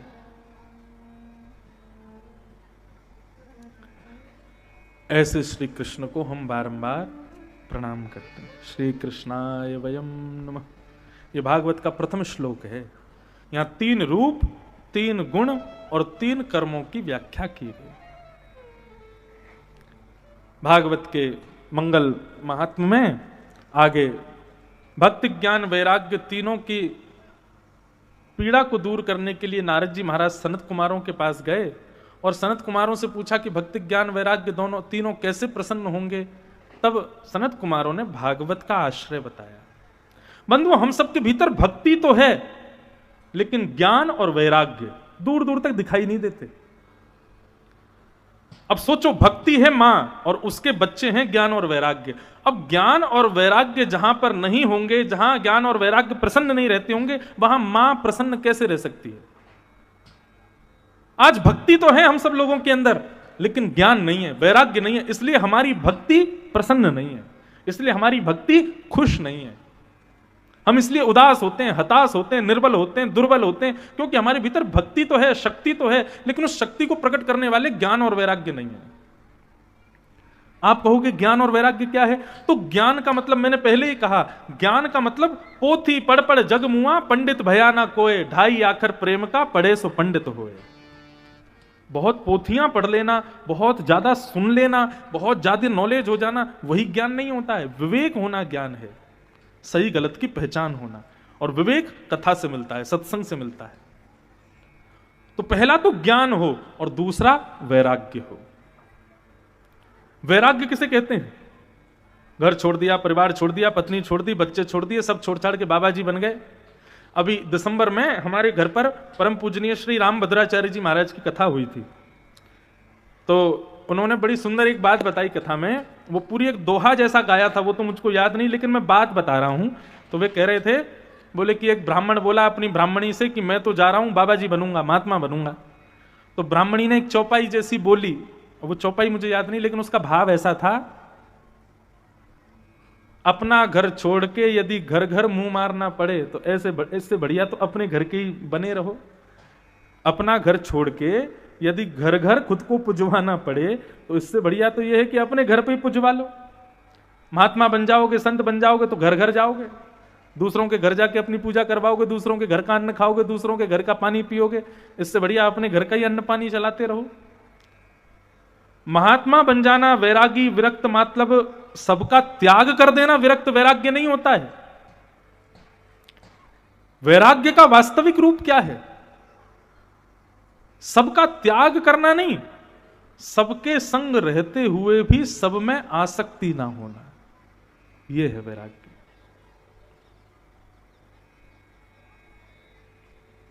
हम तो बाल ब्रह्मचारी हैं, हम तो ब्याह करेंगे नहीं, हमने तो ब्याह किया नहीं। अब इसमें दो बात होती है, मैं अपने लिए नहीं कह रहा, एक उदाहरण दे रहा हूं। वैसे ब्याह तो हमारा भी नहीं हुआ है, होगा जब ठाकुर जी की इच्छा होगी। लेकिन एक बात कह रहे हैं, कई लोग कहते हैं हम बाल ब्रह्मचारी हैं, हम ब्याह नहीं कर रहे हैं, हमने ब्याह नहीं किया, हम नैष्ठिक बाल ब्रह्मचारी हैं। अब इसके पीछे दो कारण हो सकते हैं। एक कारण तो यह है, असंख्य सुंदरी नारियां मिली तो थी, लेकिन फिर भी इन्होंने बाल ब्रह्मचर्य का पालन किया और किसी से ब्याह नहीं किया और ब्रह्मचारी बने रहे, ये तो है सही बात। और दूसरी बात क्या है, बोले कोशिश तो खूब करी लेकिन कोई टिकी नहीं, किसी ने ब्याह किया नहीं, किसी ने अपनी बेटी दी नहीं, किसी ने इनके दांत देखे नहीं, किसी को ये सुहाए नहीं। अब 40 साल की उम्र हो गई, ब्याह हुआ नहीं, तो फिर अपने नाम के आगे लिख लिया बाल ब्रह्मचारी। तो दोनों वस्तु हैं। एक व्यक्ति ने तो प्राप्त होने के बाद भी स्वीकार नहीं किया और कहता है कि मैं बाल ब्रह्मचारी, वो उचित है। और दूसरा व्यक्ति उसको प्राप्त हुआ नहीं इसलिए वो ब्रह्मचारी बन गया। दोनों में श्रेष्ठ कौन है बताओ? जिसको प्राप्त हुआ लेकिन उसने स्वीकार किया नहीं। ठीक वैसे ही वैराग्य है। पत्नी से परेशान होकर के, बच्चों से परेशान होकर, परिवार से परेशान होकर छोड़ छाड़ के चले गए, बाबा जी बन गए, ये कोई वैराग्य थोड़ा ही है। वैराग्य का मतलब सबके बीच रहते हुए भी उनके प्रति आसक्त ना होना, यह वैराग्य है। पत्नी के साथ रहते हैं, बच्चों के साथ रहते हैं, परिवार में रहते हैं, लेकिन सबके बीच में रहते हुए भी उनके प्रति आपका मन विचलित नहीं होता, यह वैराग्य है। 56 भोग सामने रखे हैं और 56 भोग देख करके भी तुम्हारी जीभ में पानी ना आवे तो तुम्हारा व्रत श्रेष्ठ है। लोग रखते हैं व्रत, एकादशी का व्रत, सोमवार का व्रत, करवा चौथ का व्रत। अब करवा चौथ का व्रत रखती हैं माताएं, तो उस समय घर में यदि कोई भोजन कर रहा हो तो माताएं कहती हैं हमको मत दिखाओ। क्यों? तुम्हारी थाली देख के हमको भूख लगती है। तो आपका व्रत उसी समय टूट जाता है जब किसी को खाते हुए देख के तुमको भूख लग जाए। व्रत का मतलब सेल्फ कंट्रोल, अपने ऊपर अपने आप को केंद्रित रखना, अपने आप को संयमित रखना। किसी के खाते हुए देखने पर भी यदि तुम्हारी जीभ में पानी आ रहा है, व्रत उसी समय टूट जाता है। कोई तुम्हारे सामने 56 भोग भी खाए लेकिन फिर भी तुम संयमित होकर देखते रहो, बोले कितना भी खा, मेरा मन ही नहीं कर रहा, मेरा तो व्रत है, तो समझना तुम्हारा व्रत उचित है। वैराग्य इसको कहते हैं। वस्तु का त्याग करना नहीं, वस्तु के सामने होने पर भी उस पर मचलना नहीं, उस पर जीना मचलना, उसके प्रति आसक्त ना होना, वो वैराग्य है। कई महात्मा होते हैं, वो क्या करते हैं, हमसे केवल पुरुष ही मिलने आना, हम स्त्रियों से मिलते नहीं है, हम स्त्रियों को देखते नहीं है, हम स्त्रियों को दर्शन देते नहीं है। क्यों? भगवान की बनाई हुई कृति है, उनसे इतना बैर क्यों? नहीं, कहीं कोई विकार उत्पन्न हो गया तो इसमें स्त्रियों की क्या गलती? तुम्हारी गलती है। तुम्हारा ही मन में वैराग्य नहीं है, तुम्हारे ही अंदर सेल्फ कंट्रोल नहीं है, तुम्हारे अंदर ही संयम नहीं है। एक हमारे वृंदावन में एक गोस्वामी हुए मीराबाई के समय पर, उन्होंने नियम बनाया कि मैं कभी स्त्रियों से नहीं मिलूंगा, और वृंदावन में रहते थे। मीराबाई संतों के दर्शन करने जाती रहती थी। एक दिन उनके यहां पहुंच गई और उनके सेवकों से कहा कि आपके गुरुजी का हमको दर्शन करना है। तो सेवक बोले वो तो ठीक है, लेकिन हमारे गुरुजी स्त्रियों से नहीं मिलते, हमारे गुरुजी स्त्रियों को दर्शन नहीं देते। अब इसके पीछे बात कितनी भी हो, मीराबाई को आया क्रोध। मीराबाई बोली अच्छा, इस वृंदावन में भगवान कृष्ण के अलावा भी कोई पुरुष है, ये मुझको आज पता चला। नहीं तो मैंने तो सुना है वृंदावन में सब गोपियां हैं। अरे कहां तक कहें, जब देवादिदेव महादेव भी जब वृंदावन आते हैं तो उनको गोपियां रोक देती हैं। क्या कहती, पहले गोपी बनो। और वही हमारे वृंदावन में गोपेश्वर महादेव बन करके बैठे हैं। बोले यहां पर महादेव भी गोपी बन करके आते हैं और आपके गुरुजी यहां पर पुरुष बन के बैठे हैं। वृंदावन में सब गोपी हैं, पुरुष केवल और केवल कृष्ण हैं, उसके अलावा कोई पुरुष नहीं है वृंदावन में। ये बात जब सेवकों ने जाकर के गुरुजी को बताई तो गुरुजी की आंखें खुल गई। बोले कि बात तो बिल्कुल सही है, ऐसी युवती का तो मुझे दर्शन करना चाहिए। मैं आज ही अपना नियम तोड़ दूंगा कि मैं स्त्रियों को नहीं देखूंगा, ये नियम आज ही तोड़ दूंगा। और कैसे तोड़ूंगा? उसी मीराबाई को देख करके तोड़ूंगा। और गुरुजी गए दौड़े दौड़े और मीराबाई को देख करके अपना नियम तोड़ा कि मैं स्त्रियों को नहीं देखूंगा। अपने मन पर वशीकरण होना चाहिए, उसको वैराग्य कहते हैं। वस्तु का त्याग कर देना वैराग्य थोड़ी होता है। वस्तु के सामने होने पर भी उस पर जी ना मचलना, उसके प्रति मन ना आना, यह वैराग्य है। तो भक्ति प्रसन्न कब होती है? जब ज्ञान और वैराग्य दोनों हृदय में होते हैं। और हम सब लोग ज्ञान और वैराग्य से शून्य हैं। इसलिए नारद जी महाराज सनत कुमारों के पास गए। सनत कुमारों ने कहा भागवत की कथा सुनाओ। भागवत की कथा सुनाने से ज्ञान और वैराग्य दोनों युवान हो जाएंगे। और वही हुआ। जैसे ही भागवत की कथा हुई तो भागवत की कथा सुनते ही ज्ञान वैराग्य दोनों बिल्कुल पुष्ट हो गए। भक्ति सुतौ तौ तरणौ गृहीत्वा प्रेमैक रूपा सहसा विरासी। श्री कृष्ण गोविंद हरे मुरारे नाथेति नामानि मुहुर्वदन्ति। भक्त ज्ञान वैराग्य तीनों पुष्ट हो गए, अच्छे हो गए, आनंदित हो गए। आगे नारद जी महाराज ने सनत कुमारों से प्रश्न किया, महाराज भागवत की कथा सुनने से कौन कौन से पापी अपने पापों से मुक्त हो जाते हैं, कृपा कर मुझे बताओ।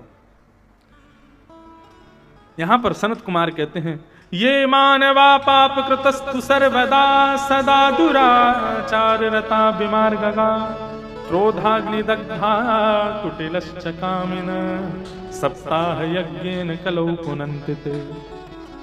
संसार के जितने भी पाप हैं उन सब पापों को करने वाला व्यक्ति भी यदि कथा में आकर के 7 दिन तक कथा बड़े भाव से निष्ठा से सुन ले तो भागवत उसके पापों को नष्ट कर देती है। अब एक बात बहुत ध्यान से सुनना बंधु, कथा सुनने से यदि पाप नष्ट हो जाते तो सारे चोर चोरी करते और चोरी करने के बाद कथा सुन लेते, डाकू डकैती डालते और जाके फिर सीधे बोलते चंबल में ही है भिंड। अब तो नहीं है, पहले तो होते थे। एक बार हमारे पिताजी बताते हैं कि उनकी कथा कराई किसी ने चंबल की खाड़ी में और 7 दिन तक कथा हुई। तब 7वें दिन पता चला जो यजमान थे वो डाकू थे। पंडित जी को भेजा, बोले जाओ भैया दक्षिणा ले आओ यजमान जी से। तो यजमान बैठे थे कक्ष में, हुक्का रखा था पास में और दुनाली बगल में रखी थी। पंडित जी गए, बोले कि कथा हो गई अब दक्षिणा आदि। तो पंडित जी आपके जितने भी ये सब लेके आए हो ना अपनी पोथी ग्रंथ आदि, ये हमने चुराए नहीं है, रखे नहीं, यही दक्षिणा है तुम्हारी। जैसे आए हो वैसे चले जाओ लौट करके। जितने वस्त्रों में आए उतने। बहुत पुरानी बात बताते हैं पिताजी, बोले हम छोटे से थे तब हमारी कथा हुई थी, तो 7वें दिन पता चला कि कथा कराने वाले डाकू थे। तो ऐसी स्थिति फंस जाती। तो भैया अगर कथा पाप मुक्त करने वाली है तो फिर तो ये तो सारे पापियों का केंद्र गढ़ हो जाएगा। पापी पाप करेगा, जाके कथा सुन लेगा। ऐसी गंगा के लिए कहते हैं गंगा पाप निवृत्त करती है, तो सबसे ज्यादा चोरी करने वाले तो हरिद्वार में होने चाहिए, दिन रात चोरी करेंगे, गंगा जी में डुबकी लगाएंगे। इसका पूरा भावार्थ क्या है? बंधुओं, भागवत पाप निवृत्त करती है, गंगा पाप निवृत्त करती है, लेकिन कब निवृत्त करती है यह समझने की बात। व्यक्ति जानता है कि मैं कितना पापी हूं, मैंने कितने पाप किए हैं, अपने सब पापों का स्मरण करके और जैसे ही भागवत कथा में प्रवेश करे, भागवत जी की पोथी को देख करके प्रणाम करते हुए कहे कि मैं सिगरेट पीता हूं, तंबाकू खाता हूं, दूषित भोजन करता हूं, इसका मैंने इतना धन मार लिया, उससे मैंने ईर्ष्या करी, उसके साथ गलत किया, ये सब पाप मेरे जीवन के हैं। हे भागवत जी, मैं आपसे प्रार्थना करके निवेदन करता हूं, आप मेरे पापों को निवृत्त कर दो। मैं आपको वचन देता हूं, जीवन में फिर दोबारा कभी ऐसी गलतियां नहीं करूंगा। जब ये संकल्पित होकर वचन भागवत जी को दोगे, तब भागवत तुमको पाप निवृत्त करेगी। गंगा जी में स्नान करने से पूर्व गंगा जल हाथ में लेकर के गंगा जी से कहो, हे गंगा मैया, आप मां, मेरे सब पापों को आप निवृत्त कर दो, मैं आपको वचन देता हूं आज के बाद कभी नहीं करूंगा। तब गंगा में प्रवेश करोगे, ये वचन दे करके तब गंगा पाप निवृत्त करेगी। क्यों? क्योंकि यदि गंगा में आपने प्रवेश किया और कह दिया कि मैं वचन देता हूं आज के बाद पाप नहीं करूंगा, और गंगा ने तुमको पवित्र कर दिया, और उसके बाद यदि तुमने कोई पाप किया तो पुराने पाप तो लौट के आएंगे ही आएंगे, नए पाप भी गुणा 100 से होकर के लगेंगे तुमको।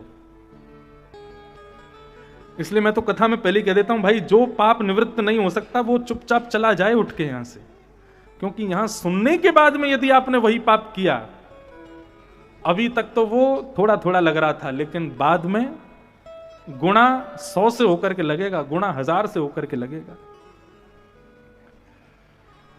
हमारे यहां संकल्प की विधा है। हाथ में जल देंगे, चावल रखेंगे, दक्षिणा दे देंगे और कहेंगे संकल्प लीजिए।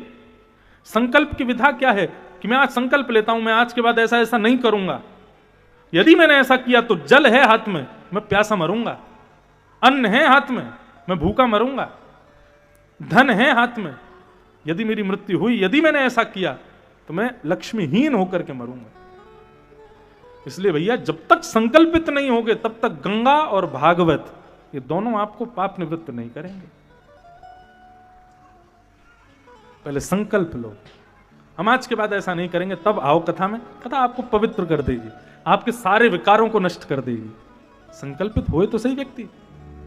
कई तो डर के मारे संकल्प नहीं लेंगे, नहीं हम छोड़ ही नहीं सकते भाई, काहे को संकल्प करवा रहे हो, हमसे होगा ही नहीं। तो कितने भी पाप हों, व्यक्ति संकल्पित होकर कथा में बैठ जाए तो भागवत की जिम्मेवारी है उसको पवित्र कर देगी। नारद जी महाराज ने कहा, क्या महापाप करने वाले लोग भी कथा सुनने से पवित्र हो जाते हैं? तो महापाप कौन कौन से? तो 10 प्रकार के महापाप होते हैं।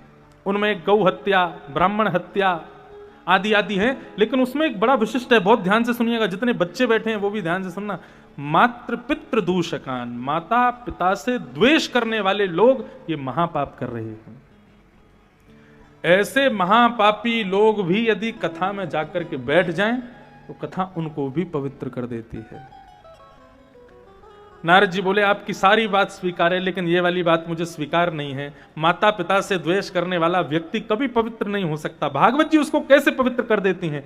तब यहां पर कथा सुनाई गई। एक आत्मदेव नाम के ब्राह्मण थे, धुंधुली उनकी बेटी थी, पत्नी थी, घर में कोई संतान नहीं थी। सबने कथा सुनी है आत्मदेव की।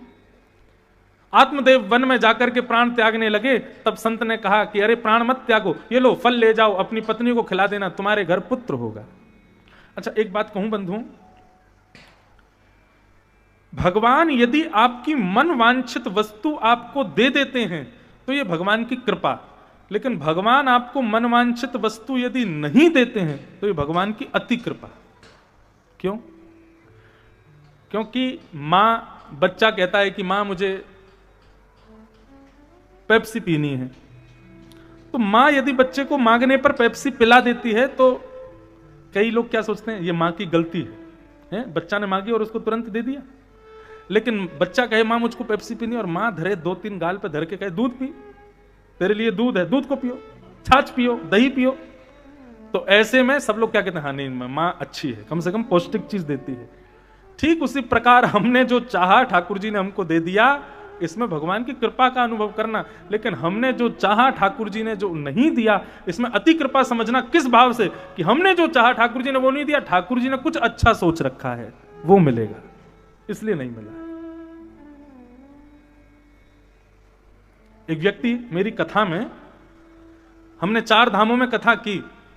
द्वारिका से कथा शुरुआत की, उसके बाद जगन्नाथपुरी में की, फिर रामेश्वरम में की और बद्रीनाथ में तो हर साल करते हैं। तो एक व्यक्ति ने हमारी 4 धामों में कथा सुनी। तो जब रामेश्वरम में मेरी कथा हुई, मतलब 4 धाम की कथाओं की पूर्ण आहुति हो रही थी, 4 धामों की कथाएं पूर्ण हो रही थी, तो वो व्यक्ति मुझसे मिलने आया। मैंने, और भाई कैसे, सब ठीक? बोले सब बढ़िया। मैंने आपके साथ 4 धाम किए महाराज जी। द्वारिका में भी कथा सुनी, बद्रीनाथ में भी सुनी, जगन्नाथपुरी में भी सुनी, और अब रामेश्वरम में मेरे 4 धाम पूरे हो गए। मैंने कहा बहुत बढ़िया। बोले लेकिन महाराज जी मेरे साथ एक घटना हुई 4 धामों में। मैंने कहा क्या? बोले 4 धामों में मेरे पांव में फ्रैक्चर हुआ। द्वारिका में भी मैं रिपट गया था तो मेरे पांव टूट गया था, बद्रीनाथ में मैं गंगा जी में लुढ़क गया, वहां मेरा पांव टूट गया था, और जगन्नाथपुरी में समुद्र में गया तो समुद्र की लहर से मैं गिर गया तो मेरा हाथ टूट गया था, और अभी यहाँ रामेश्वरम आए हैं, मैं वो ऊपर पुल के ऊपर घूम रहा था तो उसमें बड़ा गड्ढा हो रहा था, वहां मेरा पैर गिर गया, मेरा घुटना टूट गया। 4 धामों में फ्रैक्चर हुआ मेरे। इसको आप किस भाव में लोगे? भगवान ने मेरे पांव क्यों तोड़े? मैंने कि भैया एक कथा सुनाता हूं। 2 भाई थे एक ही घर में। एक भाई तो बड़ा धर्मावली था और दूसरा भाई डकैती, चोरी और सारे गलत काम करता था। एक दिन बड़ा भाई चोरी चकारी करके आ रहा था और छोटा भाई शंकर जी का महारुद्राभिषेक करके आ रहा था, और दोनों भाई आमने सामने आकर के खड़े हो गए। क्यों खड़े हुए? तो बोले जो चोरी करके आ रहा था, जो मारकाट करके आ रहा था, वो तो इसलिए खड़ा हुआ क्योंकि उसके पैरों में एक पोटली पड़ी थी, उस पोटली में सोने चांदी हीरे जवाहरात पड़े हुए थे, जो चोरी करके आया था उसके सामने। और छोटा भाई क्यों रुक गया? बोले जो महारुद्राभिषेक करके आया था वो इसलिए रुक गया क्योंकि उसके पैर में कांटा लग गया था। बोले वही बात समझ में नहीं आई। बोले वो चोरी करके आया, उसको सोने चांदी हीरे जवाहरात की पोटली मिली, और वो भाई महारुद्राभिषेक करके आया, उसके पैर में कांटा लग गया। दोनों की स्थिति बिगड़ गई। एक हंसने लगा और एक रोने लगा।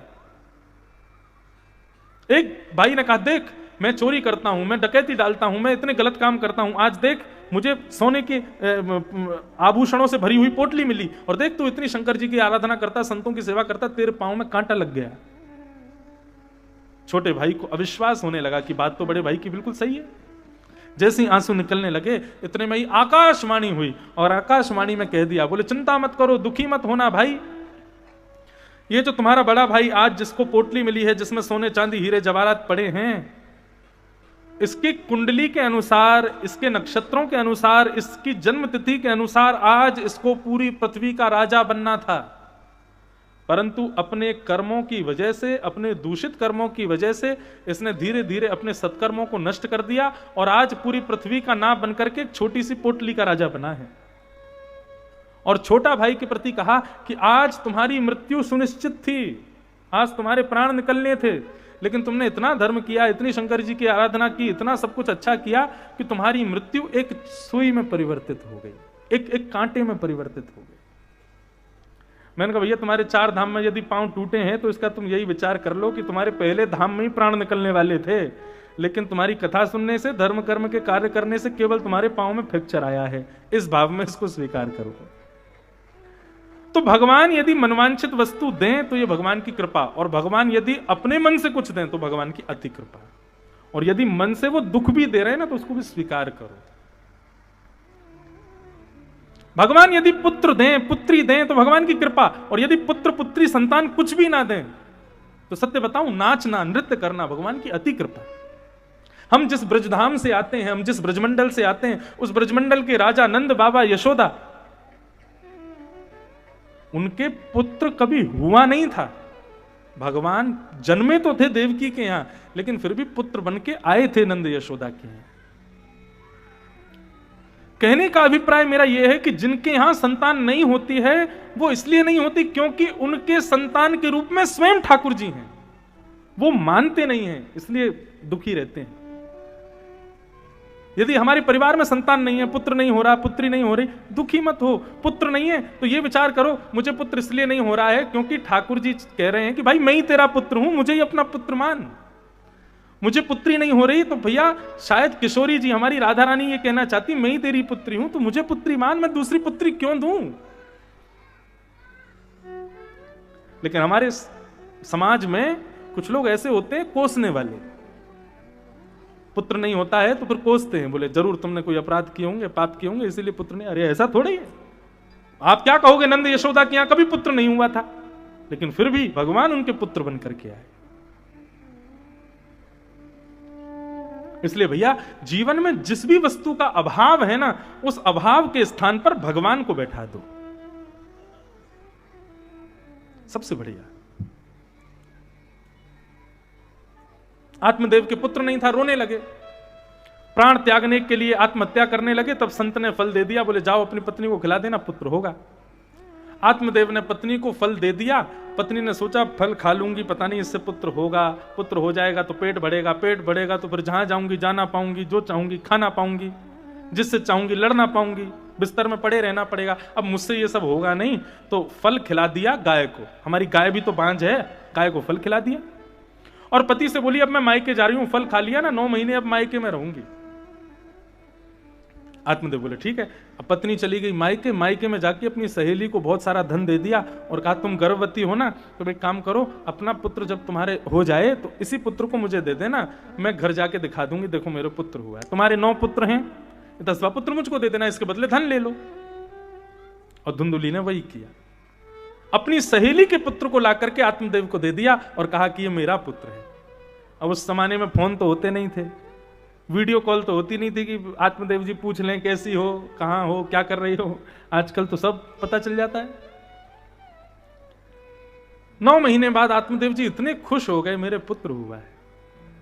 नामकरण संस्कार हुआ। आत्मदेव जी बोले अपने पुत्र का नाम हम रखेंगे नारायण। धुंधुली बोली नहीं, पुराना नाम नहीं रखेंगे, ये पुराने नाम मत रखो, मेरा नाम धुंधुली, मेरे बेटे का नाम धुंधुकारी। आत्मदेव बोले जैसी तुम्हारी इच्छा, और बेटे का नाम रख दिया धुंधुकारी। बच्चों का नाम बहुत सोच समझ के रखना बंधुओं, उनके नाम पर ही उनका भविष्य निर्भर करता है। संतों से पूछ के, वैष्णव जनों से पूछ के। आजकल क्या हो गया, लोग अब ग्रामीण क्षेत्रों में तो फिर भी संतों की, बड़ों लोगों की बात मानते हैं। शहरों में एक नया गुरु आया, उसका नाम है गूगल गुरु। लोग उसी से ही पूछते हैं सारी बातें। बच्चे का नाम आया, ब्राह्मण बोले क पे आया, तो क पे बच्चों के नाम बताओ, तो गूगल बताता है ये नाम रख दो, उसको रख देते हैं। नहीं,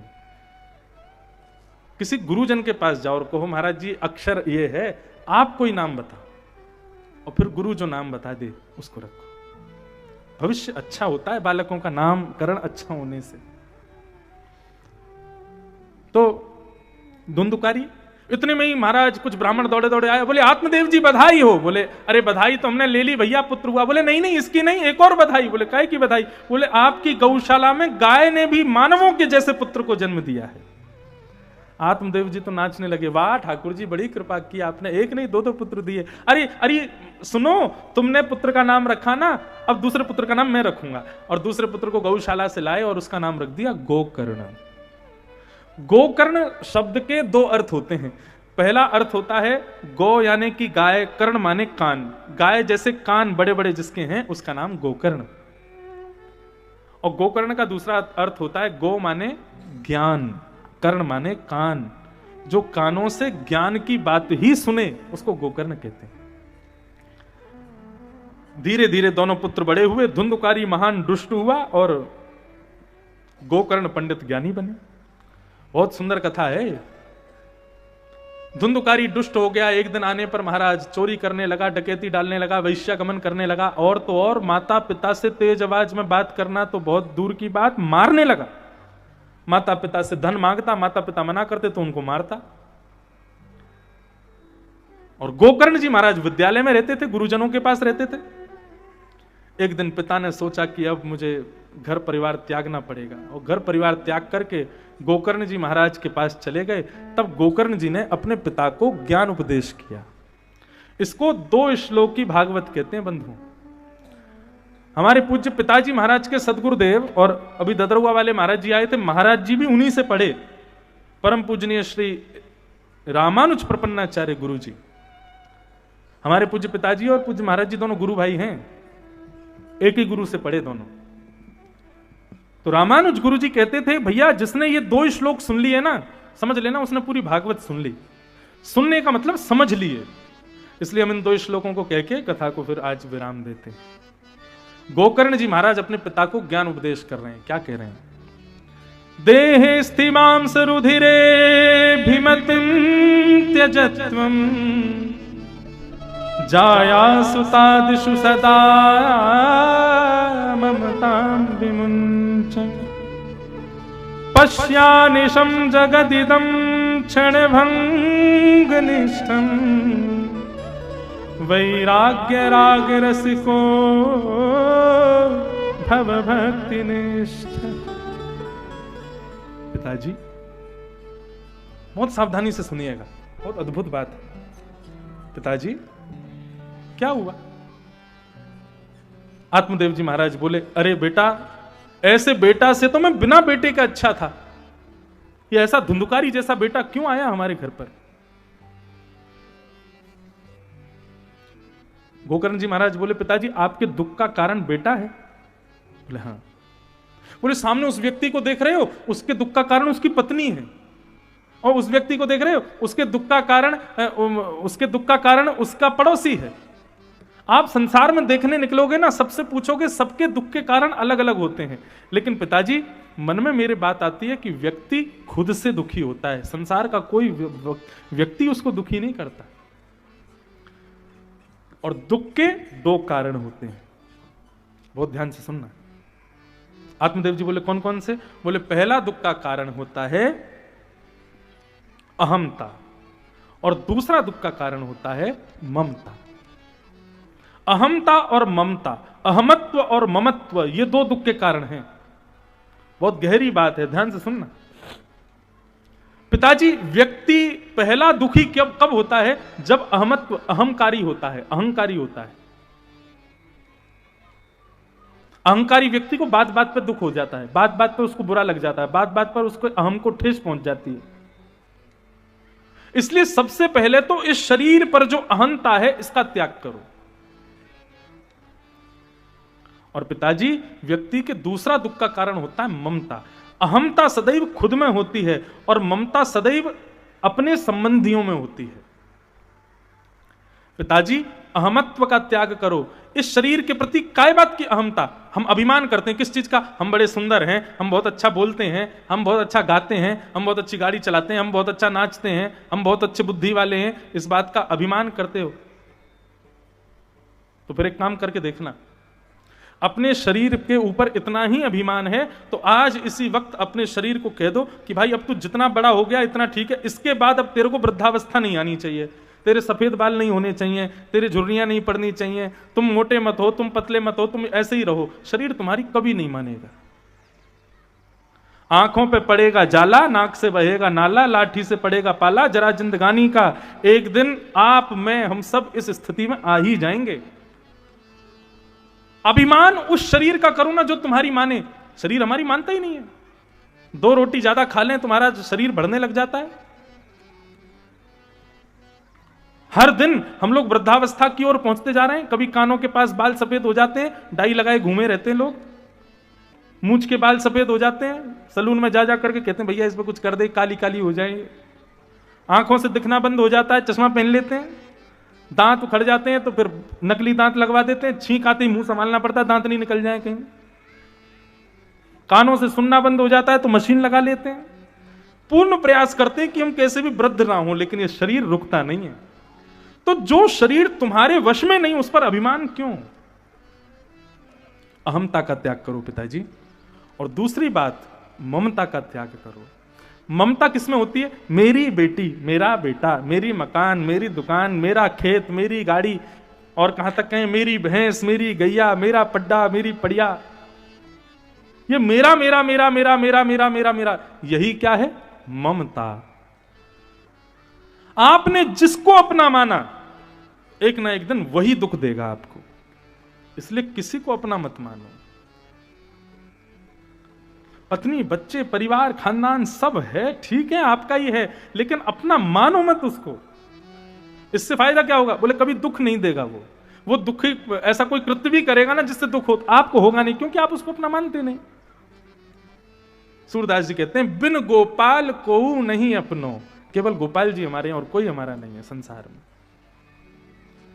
मेरे तो गिरधर गोपाल दूसरों न कोई, जाके सिर मोर मुकुट मेरो पति सोई। मीराबाई, इसलिए मीराबाई को किसी ने दुखी नहीं किया, कोई दुखी नहीं कर पाया। क्यों? मीराबाई किसी को